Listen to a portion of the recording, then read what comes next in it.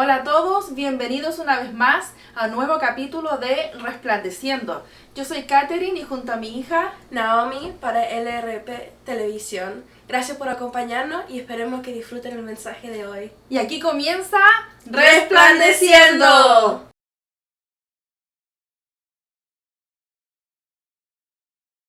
Hola a todos, les damos la bienvenida una vez más a nuestro programa Resplandeciendo. Resplandeciendo. Aquí estamos de nuevo con una otra historia que también creo que es bien interesante, donde tiene un mensaje un poco diferente a lo que hemos entregado antes, porque es como, esta sí que es como una novela. Dama y caballero, eran 9 hojas que tenía que imprimir. Sí, las vamos a resumir. Lo que pasa es que me gustan los detalles, para mí a veces son los más importantes, más que la parte principal. Los detalles tienen como que le dan como ese saborcito a la historia. Se estaba tratando de incluir todos los detalles que más pudiera. Ojalá que no se me olvide ninguno. ¿Te acuerdas de qué se trató la historia de la semana pasada? De David y Goliat. David y Goliat, ¿no es cierto? ¿En qué parte quedamos? Bueno, what do you mean? How it ended. Cuando David ganó. Porque mató a Goliat. ¿Y cómo lo mató? Con una piedra. ¿Y te acuerdas? Vamos a hacer un pequeño resumen porque la historia de que vamos a hablar hoy día es la continuación de esa. Okay. Vamos como a la parte 2 de esa historia. Entonces, porque tiene un giro bien que no te lo vas a poder creer. Esta historia generalmente yo converso con Naomi unos días antes de lo que se trata la historia, pero esta vez no lo quise hacer porque quiero haberle dejado este elemento sorpresa de lo que se trata hoy día la lección o el mensaje de hoy. Así que no sé nada. No sabes nada, pero bueno, vamos a hacer un refresh, a recordar de lo que se trató la historia pasada. ¿Te acuerdas que David mató a Goliat, ¿no es cierto? Y Goliat había estado, ¿cuánto? 40 días, ¿te acuerdas? Burlándose del ejército de Israel, diciéndole que todos eran unos cobardes, que nadie se podía enfrentar a él, hasta que apareció David y David lo mató. Nadie se imaginó, porque ni siquiera era soldado David. ¿Te acuerdas que él había sido el que le había ido a dejar la merienda a los hermanos? Y se encontró de sorpresa con el gigante y lo mató, ni siquiera usando una espada, sino que lo mató con una honda y una piedra. Bueno, ahí quedamos la semana pasada. Entonces, bueno, resulta que cuando David mató a Goliat, todos estaban felices porque por fin ya llevaban 40 días en eso. El ejército de los filisteos era una constante amenaza para Israel. Ellos creían que por fin se habían librado de los filisteos con eso y todo el mundo salió a celebrar. El rey, que se llamaba Saúl, estaba súper feliz porque dijo, bueno, él decía la victoria de mi ejército, porque en ese tiempo el rey era como el general del ejército. Y entonces, pero resulta que cuando él iba como celebrando por las calles, ya de vuelta a la ciudad, resulta que empezaron a salir las mujeres, que ya se habían enterado de lo que había pasado, danzando, con sus panderetas y con sus cosas, danzaban así. ¿Cómo bailan? ¿Cómo bailan? No, eso no solo vez nomás, con mucho ritmo así. Y bueno, la cosa que... Dale alegría a tu cuerpo Macarena. No. No, eso salió después. Bueno, la cosa es que salieron celebrando y cantaban una canción. ¿Una en particular? Sí. Me puse colores. Sí, ¿cierto? Oh, bueno, la cosa es que la canción que cantaban eran: Saúl mató a miles, pero David a 10.000. Entonces decía, Saúl... ¿Son raperas o qué? Claro, entonces Saúl mató a miles, pero Goliat... No, David... No voy a ser rapera más. No nos queda ni la danza ni la... No, vaya a cantar y rapear y a bailar. La cosa es que viene Saúl llegando con el ejército de vuelta después de haber matado a Goliat, y salen las mujeres a danzar a la calle. Danzas de ese tiempo que no tienen nada que ver con ahora. Y bueno, y resulta que cantaban la canción: Saúl mató a miles Y David a sus 10.000, o sea, estaban dejando que Saúl ya no era como en ese tiempo, tú sabes. ¿Tú sabes ahora cuando hay guerra entre los países? Por ejemplo, cuando Estados Unidos estaba en guerra no sé cuántas veces, pero nunca hay el presidente a pelear, ¿no es cierto? Entonces se queda aquí. Manda, pero... Claro, manda y todas las órdenes desde aquí. En ese tiempo no, el rey iba a la guerra. Iba, entonces ser considerado como un gran guerrero y que se ganara la guerra estando el rey ahí presente, era como, no sé, era como para su autoestima, era como, no sé, no sé, algo súper importante para ellos ser considerados no solo buenos reyes, sino buenos guerreros. Y que las mujeres estuvieran mirando en menos. Cuanto como él era como guerrero, para Saúl era como una ofensa.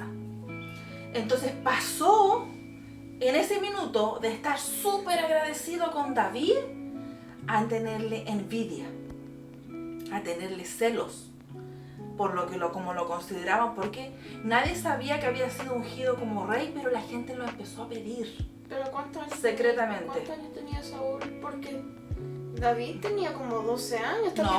No, por ese tiempo ya había 12 años cuando lo ungieron.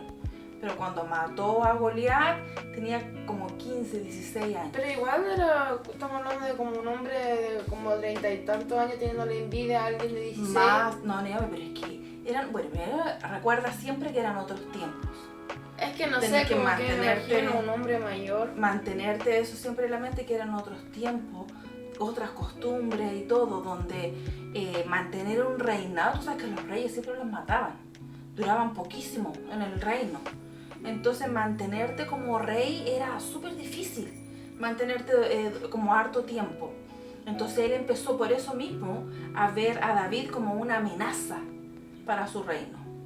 Y empezó primero como a tener envidia de él, pero él sabía que David era como buena persona, que era una persona correcta, que tú lo mandabas a hacer algo y él lo hacía, era responsable y todo eso. Entonces él empezó a mandarlo a hacer diferentes cosas con el ejército y David siempre ganaba. Las batallas que peleaban siempre se ganaban. Y entonces como con la buena suerte. Bueno, estaba no buena suerte, Dios estaba respaldando todo lo que hacía David, y eso fue porque el pueblo empezó a ver, David iba a la batalla, ganaban. David iba a la batalla, ganaban. Y así el pueblo tenía preferencia, exactamente, preferencia por David. Entonces, y empezó a crecer en Saúl como un odio tremendo contra David. Pero la parte que es importante de acá era que Saúl tenía un hijo que se llamaba Jonathan, que tenía alrededor como de unos 30 años. Que cuando David mató a Goliat, Jonathan tenía un corazón bien puro, muy diferente al de su papá Saúl. Y entonces él admiró a David y nunca lo vio como una amenaza. Al contrario, él siempre, desde que él vio cómo la mano de Dios había estado con David cuando mató a Goliat, él entendió que Dios estaba con él y que Dios lo iba a poner como el próximo rey. ¿Él creía? Claro, eran los dos. Tenían una fe, por eso se hicieron amigos. De toda la Biblia, la amistad que vemos más profunda es esta de David y Jonathan. Yes. Es el ejemplo de amistad que hay en la Biblia como ningún otro.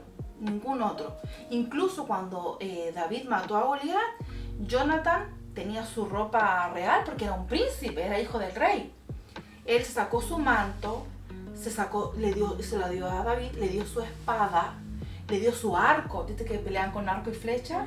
Le dio su arco y le dio su cinturón, que era como el sello del uniforme. Y se lo entregó. Era como un simbolismo de que Jonathan estaba reconociendo que David iba a ser el próximo rey. Y al ver eso, Saúl empezó a decirle a su hijo: eres un tonto, que no ves que eres una amenaza para ti, tú eres, porque en ese tiempo el reino se heredaba a los hijos. Por eso cuando mataban al rey, mataban a todos los hijos, para que ninguno reclamara el trono al tiempo después, que ninguno de ellos se transformara en una amenaza. Entonces, como en ese tiempo Jonathan era hijo de Saúl, le correspondía a Jonathan ser el próximo rey cuando Saúl ya no estuviera. Entonces le dice, si tú le das tu apoyo a David, ya no va a ser tu reino, va a ser el de él, entiéndelo. Y Jonathan estaba como en el medio, entre el amor que le tenía a su papá, porque él amaba a su papá, y su, ¿cómo se llama? Su lealtad, con su amistad con David. Saúl comenzó a retar, a regañar a Jonathan, diciéndole que eres tonto y que no. Pero Jonathan empezó a hablar, papá, David no es ninguna amenaza, no te ensucies las manos con sangre inocente, porque Saúl empezó cada vez, el odio de él crecía, mientras más crecía el odio de él, más se alejaba de Dios. Entonces Jonathan empezó a darse cuenta que el papá empezó a entrar en un estado de locura, porque empezó como a endemoniarse y hacía cosas irracionales. Después fue a ver hasta una bruja para que le leyera la suerte de lo que iba a pasar. O sea, estaba totalmente desviado de las cosas, de lo que él debería haber hecho como rey elegido por Dios. Entonces Jonathan empezó a interceder a favor de él. Y la cosa es que el papá a veces lo escuchaba, le prometía, ya, tienes toda la razón, David es un buen muchacho, y ya lo voy a dejar tranquilo, pero después, ¡pum!, se le encendía el odio de nuevo y lo intentó matar 7 veces. Pero las 7 veces que lo intentó matar, Jonathan no estaba presente. Entonces David le decía, oye, tu papi me quiere matar, porque David trabajaba en el palacio. Y entonces Jonathan le decía, no, si mi papá te tiene mala, pero nunca va a llegar al estado de matarte. Y le dice, sí. Y le dice, te lo voy a demostrar. Porque en una vieron que ya Jonathan lo había ayudado a escapar una vez, pensando que el papá como que lo quería golpear. ¿Me entiendes? Pero David le dice, no me quiere golpear, me quiere matar. Incluso dice en una parte, mi vida está a un paso de la muerte. O sea, estoy ya, una más y ya, hasta ahí llegué. Porque ya casi le tiraba la lanza para dejarlo ensartado en la pared, como clavado. Dang. Sí, y la cosa es que viene y le dice, vamos a hacer, lo voy a demostrar. Mira, va a haber una celebración, que era la celebración de la luna nueva, que se hacía una vez al año, creo. Y entonces le dice, en esa celebración viene el rey y vienen todos como los principales de sus hijos, el general del ejército, como todos los más cercanos a él, y cada quien tiene su asiento asignado. Y David tenía su asiento porque él tenía que estar en esa celebración. Y le dice, tú le vas a decir que yo te pedí permiso para ir a celebrar con mi familia a mi ciudad. Y si el rey te dice, está bien que vaya, él tiene derecho a celebrar con su familia, eso quiere decir que el rey, bueno, no me quiere matar, que nomás son arranques de rabia del momento, pero quizás yo estoy exagerando y todo. Pero si el rey se enoja y lanza amenazas, dijo, me avisas. Entonces, bueno, David le dice a Jonathan, tú le vas a decir a tu papá eso, que yo me fui con mi familia y vas a ver cómo reacciona. Y entonces Jonathan le dice, ok, pero tú te vas a esconder acá en un lugar que era como un bosque, pero nadie va a saber que tú estás ahí, porque si alguien sabe que tú estás ahí, le van a decir a mi papá, y mi papá si realmente te quiere matar, va a encontrarte, te va a matar. Entonces va a ser un secreto entre los dos. Entonces como yo no puedo hablar contigo, porque nadie sabe que estás ahí, vamos a hacerlo, yo voy a venir con mi arco y mi flecha, y si mi papá no te quiere matar, voy a tirar las flechas cerquita. Y voy a decirle, porque él iba con un niño que era el que le recogía las flechas y se las traía de vuelta. Entonces yo le voy a decir al niño, no, las flechas están aquí cerca, no hay problema, tráelas y vuelve. Eso significa que tú vas a estar escuchando, que puedes volver al palacio y que todo está bien. Pero si yo tiro mi flecha lejos y le digo al niño, no, corre lo más que puedas y aléjate, quiere decir, patita, para que te quiero, vete, porque mi papá realmente sí te quiere matar. Entonces, ándate. Estaban en la celebración, la celebración duraba 3 días. Y entonces pasó el primer día y Saúl vio que David no estaba, pero se le olvidó. No sé, como que no le puso mayor atención. Pero el segundo día le dijo a Jonathan, ¿y qué pasó con David? ¿Por qué no está acá? Y Jonathan le dice lo que habían acordado. No, es que él me pidió permiso para irse con su familia a Belén, de donde era, y celebrar con ellos. Y Saúl, se para, tira la comida por allá y dice, ahora sí que este es un desobediente, lo que yo estaba esperando, y lo voy a matar apenas lo vea. Y la cosa que Jonathan le dice, no papá, cálmate, no es para eso, David es un buen hombre. Y Saúl ya estaba fuera de control e intentó matar a Jonathan, a su hijo.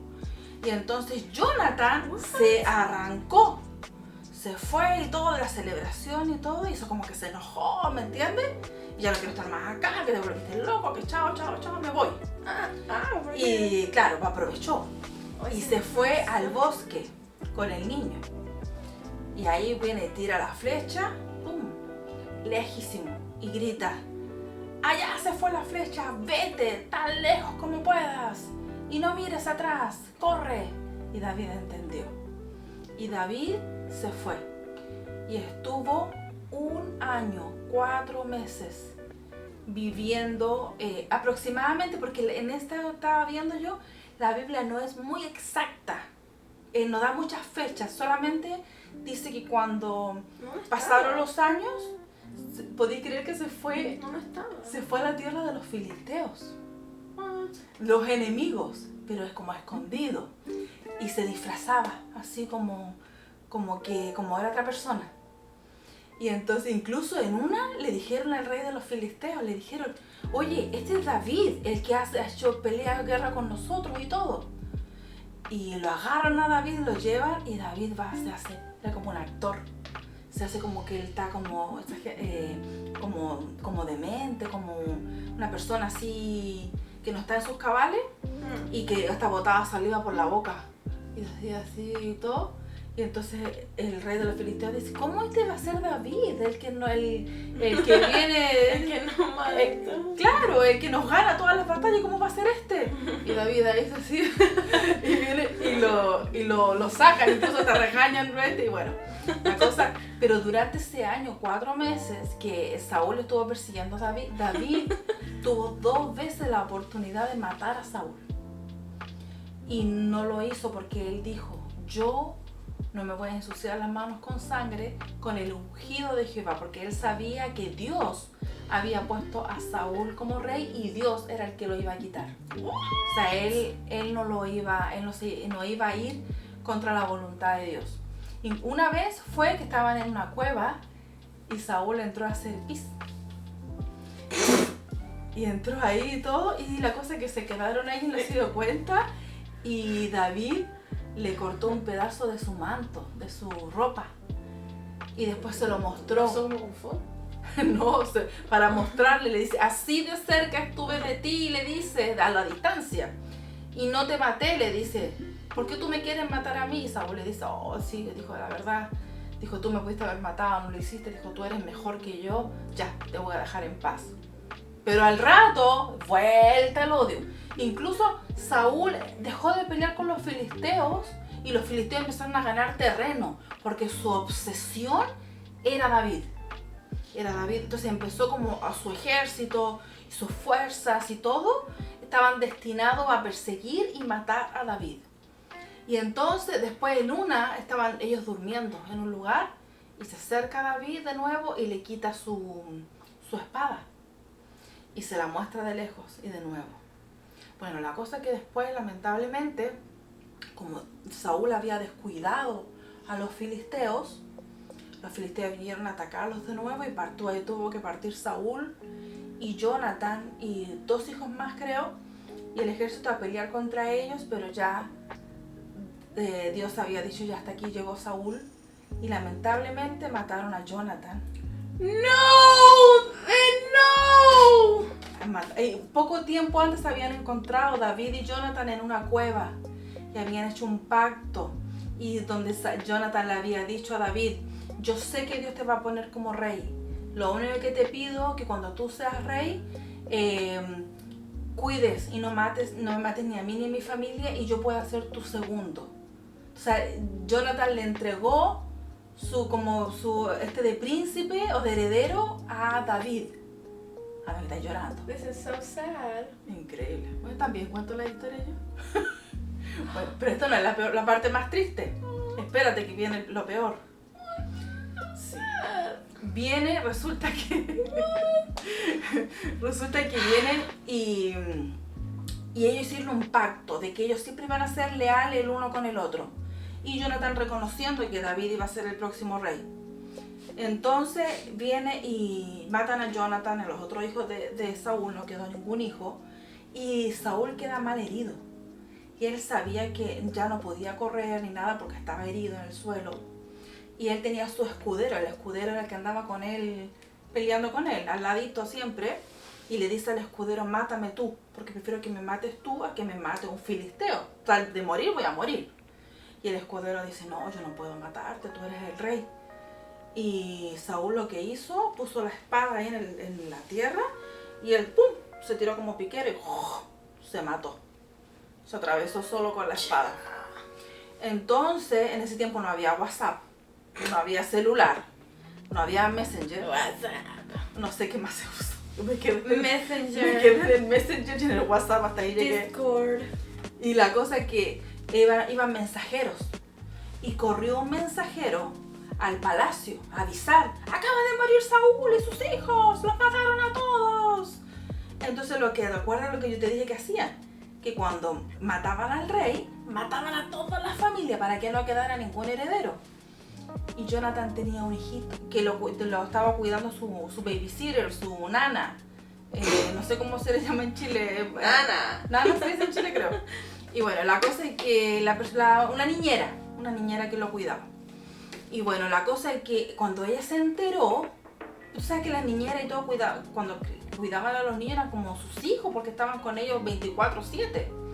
Se enteró y dijo, van a venir a matar al niño, que tenía un nombre bien moderno. Se llamaba Mefiboset. ¡Yes! Mefiboset. Bueno, la cosa es que viene y ella toma al niño y estamos hablando que en el palacio estaban todos corriendo unos por allá, todo en estado de pánico porque ya estaban viendo que iban a llegar los filisteos a matar a todos los que encontraran. Entonces todo el mundo estaba como en un caos total, corriendo para todas partes. Entonces había algo en el suelo que la niñera no vio y se tropezó y se le cae el niño. Y cayó mal, de tal manera que se le quebraron los 2 tobillos, los 2 ankles. ¿Del niño o de ella? Del niño. Oh. Sonó ese crujido y el niño nunca más pudo caminar. Quedó lisiado. Y ella, adivina dónde se lo llevó. Dijo, me lo voy a llevar a un lugar donde no lo encuentren hasta que pase la crisis y vemos qué hacemos. Y se lo llevó a una ciudad que se llama Lodebar. Lodebar es una palabra, la etimología de la palabra está dividida en 2. Perdóname, hermano. Lo significa no y devar significa palabra. Lodebar significa no palabra, o sea, el lugar de silencio, digamos, porque ahí iban a dar todos los enfermos, los que no tenían familia, los que ya no querían seguir viviendo. Era un lugar donde no había esperanza de nada. ¿Por qué? Porque era un desierto, ahí no crecía nada.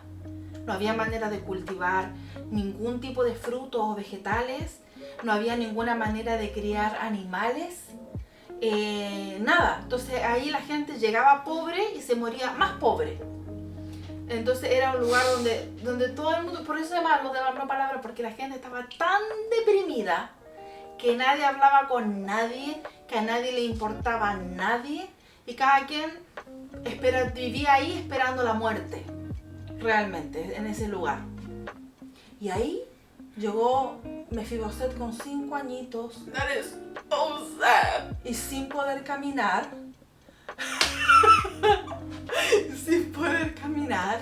Sin familia. Stop! Porque en el mismo día le habían matado a su papá, a su abuelo. De la mamá nunca se supo. No, mira la cámara. De la mamá nunca se supo. Y llegó allá solo con la niñera y la niñera desapareció al final, después se quedó solo. Al tiempo después, en ese lugar. Man. Y ahí vivía como en una cueva. Ese lugar tenía como puros sectores como cuevas así. Bueno, pasó el tiempo. Bueno, después de eso, lo hacía a propósito también así. y viene Y lo se quedó con nadie. y viene lo peor. Y tenía 5. Viene lo más triste. No. Vamos por ahí a mitad de camino ya. Pero bien, tiene happy ending. Tiene happy ending, tiene final feliz. Y entonces, bueno, la cosa es que Es no funny. pasó el tiempo y David tuvo que pelear mucho contra los filisteos y contra otro que también se quería poner como rey en Israel. Entonces pasaron como unos años entre que David pudo ser finalmente coronado como rey. Y cuando fue coronado como rey, pasó más tiempo en que él pudiera poner orden. Se habían pasado varios años desde que se había ido Mefiboset a Lodebar. Y se había quedado solito allá sin poder caminar. Y la cosa es que... Es no funny, mamá. Estoy llorando de verdad. Entonces, bueno, pasó el tiempo.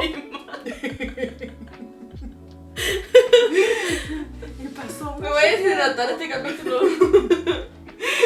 ¡Ya! ¿Viste? Te pone paciento. Bueno. 6 años. 5 años. Solo. No puede caminar. Más de 20 años. Más de 20 años pasaron. Más o menos como 20 años entre que David pasaron como ese tiempo y de repente David estaba caminando en su palacio y se acordó de Jonathan. Porque bueno, él tenía muchas preocupaciones, seguían en guerra y todavía tenía un pueblo que tenía que seguir organizando, un palacio que reconstruir. ¿Ya era rey? Y todo, y sí. Ya era rey y se acordó. Y empezó a preguntar, ¿hay alguien de los que trabajaban aquí antes que sepan si hay alguien vivo de la familia de Saúl? Y entonces había un criado que había sido criado del tiempo de Saúl, que sabía lo que había pasado con Mefiboset. Bueno, Siba llega a Lodebar y encuentra a Mefiboset en muy malas condiciones por cómo él había vivido y su situación con sus piernas, en el lugar donde estaba. Él estaba realmente esperando la muerte, ahí, sin ningún deseo de vivir. Él, imagínate, él había sido de ser el próximo quizás heredero en un futuro, un próximo rey, a ser un mendigo lisiado. Imagínate. Entonces, y sin familia, o sea, sin ninguna esperanza de nada. Entonces, de la noche a la mañana llega un enviado del palacio y que le dice, el rey te necesita, quiere hablar contigo. Entonces, pero Siba no sabía que realmente para qué era, pero Siba entendía que David tenía buenas intenciones, pero no sabía exactamente qué. Entonces, Mefiboset le pregunta, ¿para qué me quiere ver el rey David? Y Siba le dice, no sé, anda, debe ser para algo bueno. Y Mefiboset no quería ir. Entonces Siba le tuvo que insistir bastante hasta que lo logró llevar. Tuvieron que llevarlo porque tú sabes, no podía caminar. Y llega al palacio y cuando se está frente a David, lo primero, bueno, no podía caminar porque más encima viene y se tira al suelo. Más todavía, como en una reverencia así, arrodillado en el suelo, pidiendo misericordia, porque él creía que David lo quería matar, porque acuérdate, era un niño cuando eso pasó, entonces él no tenía idea del pacto que habían hecho su papá Jonathan con David. Entonces, él no tenía idea de eso, entonces él les decía, no, ¿para qué me va a querer más que para matarme? Y deshacerse de la última amenaza que él pueda tener de su reino. Y entonces David le dice, tranquilo, le dice, yo quiero hacer misericordia contigo. O sea, quiero bendecirte, quiero hacer algo bueno por ti. ¿Y sabes cómo le responde Mefiboset? Algo muy triste. Es una de las frases más conmovedoras que yo he escuchado en mi vida. Mefiboset le dice, Mamá, de verdad voy a ponerme a llorar. le dice, ¿qué vas a querer tú hacer conmigo que yo no soy más que un perro muerto?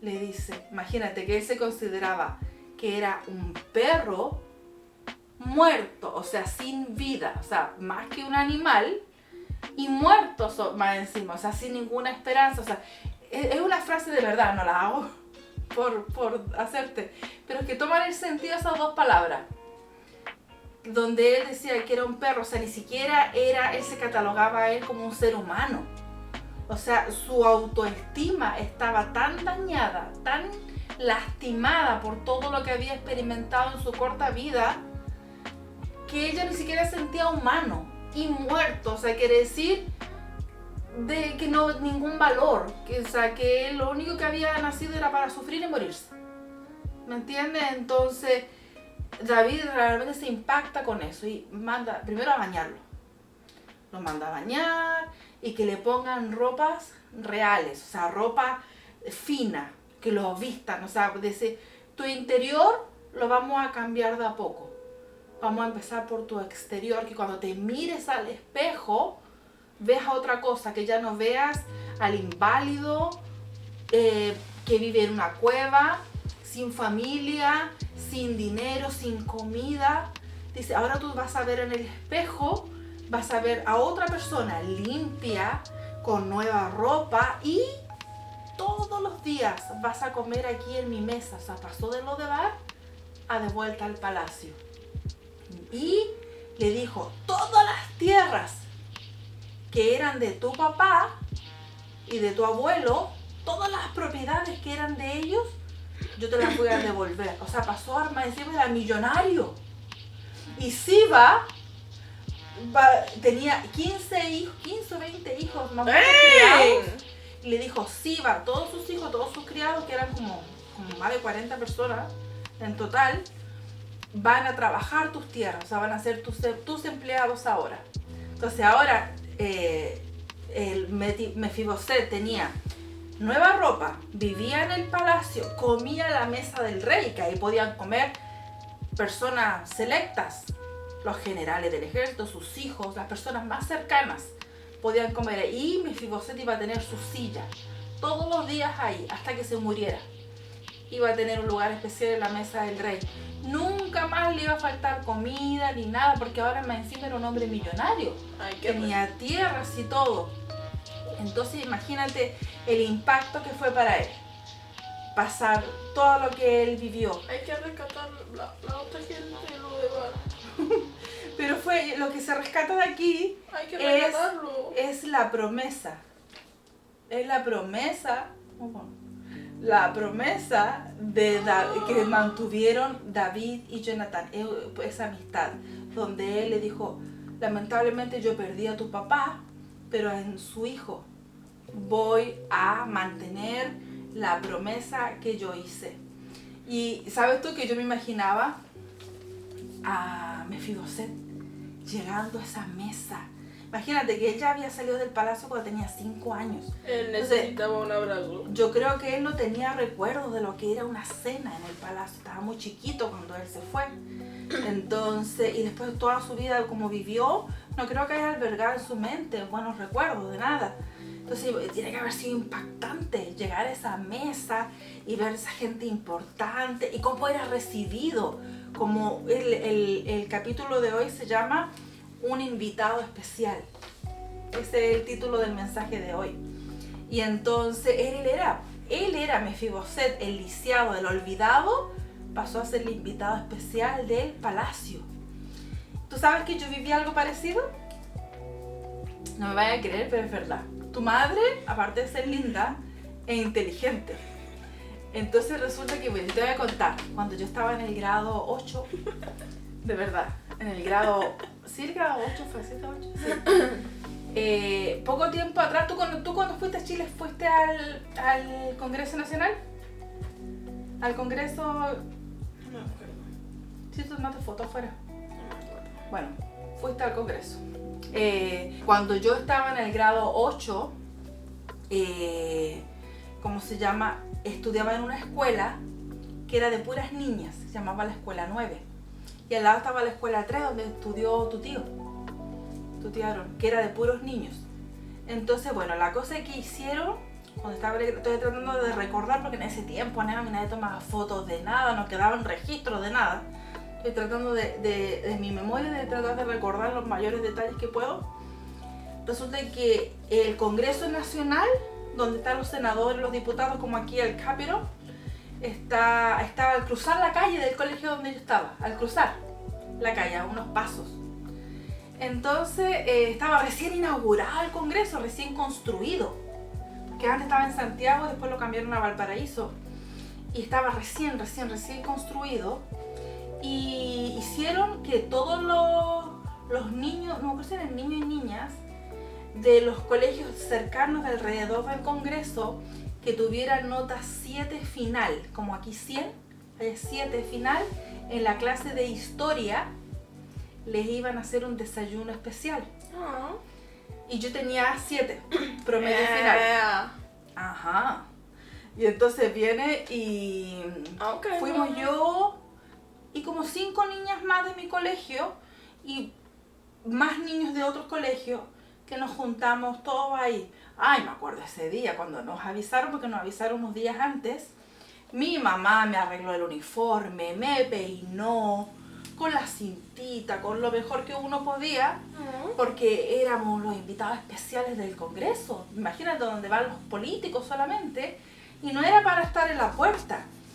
Hicieron el comedor principal, donde recibían a los presidentes de otros países, a la gente más importante del mundo. Pusieron un desayuno. Y entonces era la primera vez que yo veía a Naomi, esas cucharitas chiquititas, pasteles diferentes. Y sabes tú que fue tan bonito porque nos recibieron en la puerta los carabineros, bien vestidos y todo. ¿Cuántos tenías ahí? Estaba en el grado 8, estaba en unos 13 años.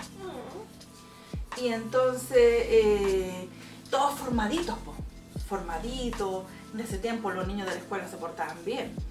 Y entonces estábamos todos en filitas, en silencio, esperando las instrucciones. Y nos llevaron para adentro del Congreso por la puerta principal. Y nos hicieron entrar a ese comedor y estábamos todos ahí parados. Pues yo me imagino, cuando leí la historia me imaginaba a Mefiboset. Nadie se quería sentar. Porque eran unas sillas grandes, así como de esas sillas de reyes, son unas sillas bonitas, donde reciben a los presidentes del resto del mundo. Y entonces ya nos dice, viene, no me acuerdo quién, uno de los políticos de ahí del Congreso, un senador, no me acuerdo, y nos da la bienvenida a todos y nos felicita, porque todos los que estábamos ahí teníamos 7 en historia. O sea, éramos niños que le echaban ganas al colegio. Entonces nos felicitó por ser estudiosos y todo, y nos hace sentarnos a la mesa.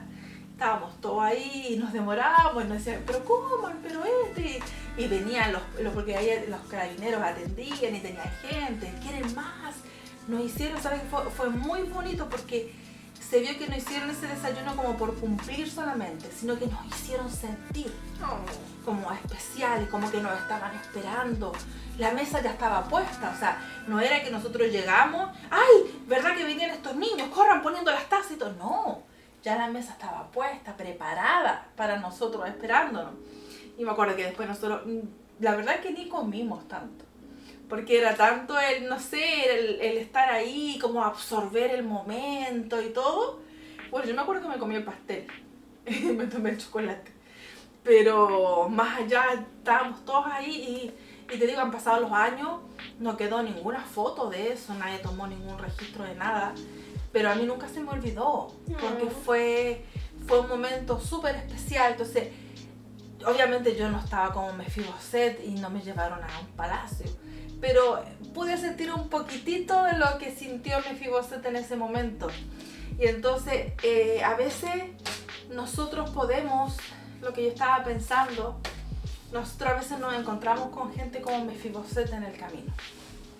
Gente que pasa cosas, que tienen la autoestima dañada, que se sienten, imagínate, Mefiboset decía, yo soy un perro muerto.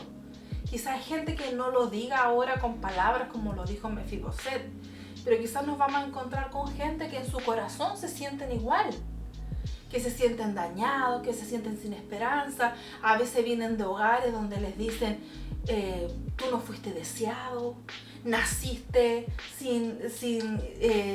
por accidente, o eres tonto, o no puedes. A veces vienen de hogares así, de iglesias así. Gente daña en las iglesias, los dañan también, en los trabajos, en todas partes, ¿me entiendes? Entonces, cuando uno sale de aquí, Naomi, tú no sabes a veces con quién te vas a encontrar en el camino. Entonces, a veces nosotros podemos quizás no cambiar la vida totalmente a una persona como David se la logró cambiar a Mefiboset. Pero quizás nosotros les podemos abrillantar un poquito más el día a alguien con pequeños gestos. Abrir una puerta, decir buenos días, o decir que te ves bonita, que bien te queda ese color.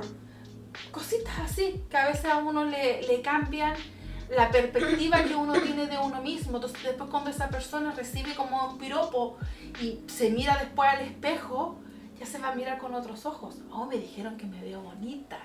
Hoy me dijeron que se me ve bien este color. Oh, me dijeron good job, o sea, lo estás haciendo bien. Uy, ¿cómo hiciste esto? O sea, son cosas que yo he tratado siempre desde que naciste, de criarte con una autoestima alta, con seguridad de ti misma, y yo sé que tú eres así. Pero por lo mismo, cuando la gente es muy segura como tú eres, se te va a acercar mucha gente como Mefiboset. Entonces, tu misión en la vida va a ser, yo creo que eso. Levantar la autoestima, como lo has hecho ya, como me has contado, de personas que se acercan a ti, que vienen de hogares o de situaciones difíciles y que te dicen, después te ven a ti y te dicen, yo en ti veo una amiga, yo sé que en ti puedo confiar, ¿me entiendes? Habiendo tanta gente en el planeta, tanta gente que ellos conocen, tanta gente a través de las redes sociales, que a ti te digan eso, es porque tú has dejado un impacto en esa persona. ¿Me entiendes? Entonces, yo creo que nosotros tenemos que aprender a ser más como David, por dos cosas. Primero, porque él fue leal en su amistad a Jonathan.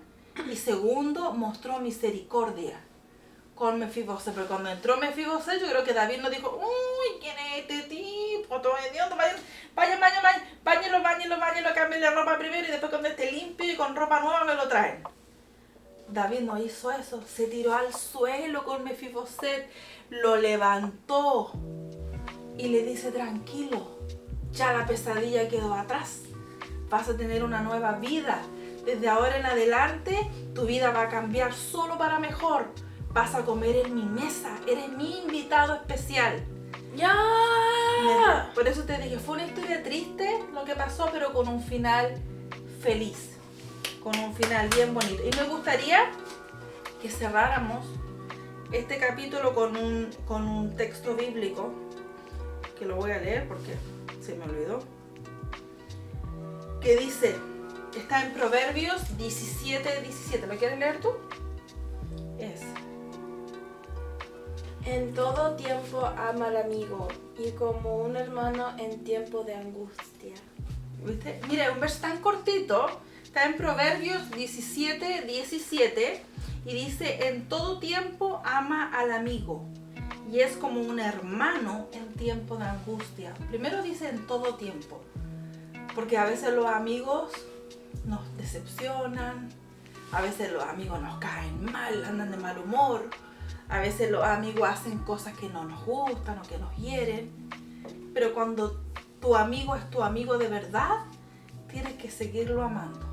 ¿Cuántas veces tú no te has enojado con tus amigas? Y dices, esa niña ya no la quiero ver, ya me cansó. Y al rato estás, mami, sabes que la extraño, sabes que yo creo que sí la voy a hablar, sabes que sí le voy a dar otra oportunidad. Con esas amigas que tú haces eso, son tus verdaderas amigas. Porque cuando la rabia pasa, el enojo pasa, la amistad vuelve a resurgir, a salir a flote y a echarla a extrañarla. Por eso dicen todo tiempo, en las buenas cuando nos estamos riendo a carcajadas y en las malas cuando están las cosas así nomás, tenemos que seguir amando. ¿Por qué dice? ¿Por qué lo tienes que amar? Dice porque es como un hermano en tiempo de angustia. O sea, tus amigos son en los que tú te vas a apoyar cuando estés tú triste, cuando tú te sientas insegura, cuando tú no tengas esperanza en muchas cosas. Tu amigo se va a transformar o tu amiga en tu hermana, ¿me entiendes? ¿Quién va a ser tu soporte en ese momento? Bueno, después de Dios y después de mí. Acuérdate, en ese orden. Yo primero. Así que bueno, con esto la historia las queríamos dejar hoy. Espero que les haya gustado. Espero que la guarden en su corazón.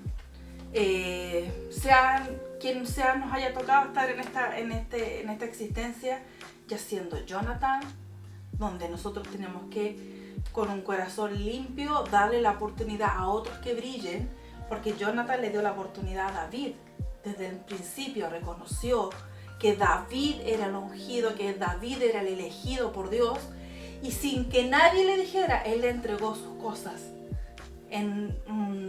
de una manera simbólica, reconociendo que él iba a ser el próximo rey. Y ahora era el turno de David de pagarle de vuelta. Exacto. O podemos ser como David, que David cumplió su promesa y mostró misericordia con Mefiboset. O a veces nos toca ser Mefiboset, a veces nos toca estar abajo, a veces nos toca estar triste, a veces nos toca estar con el corazón dañado y todo. Pero sea quien sea que nos toque ser, hay que seguir luchando, hay que seguir teniendo un corazón abierto, sin juzgar a los demás y tratando siempre de ver lo positivo en el otro. Así que última vez, quiero cerrar con el versículo de hoy que está en Proverbios 17:17 y dice: en todo tiempo ama al amigo y es como un hermano en tiempo de angustia. Y nosotros lo sabemos más que nadie, Naomi. Vivimos acá tan lejos de la familia. Y los amigos de que nosotros hemos podido conocer aquí se han transformado en familia de nosotros aquí. Así que yo conozco de primera mano lo que es la amistad verdadera y la amistad que siempre está contigo, la que te da la mano en las buenas y en las malas. Así que bueno, que Dios los bendiga. Este programa se llama Resplandeciendo. Por favor, no olviden el nombre, búsquenlo en YouTube. Y bueno, en el canal de televisión que se llama LRP Televisión. Un saludo cariñoso a todos. Chao. Bye.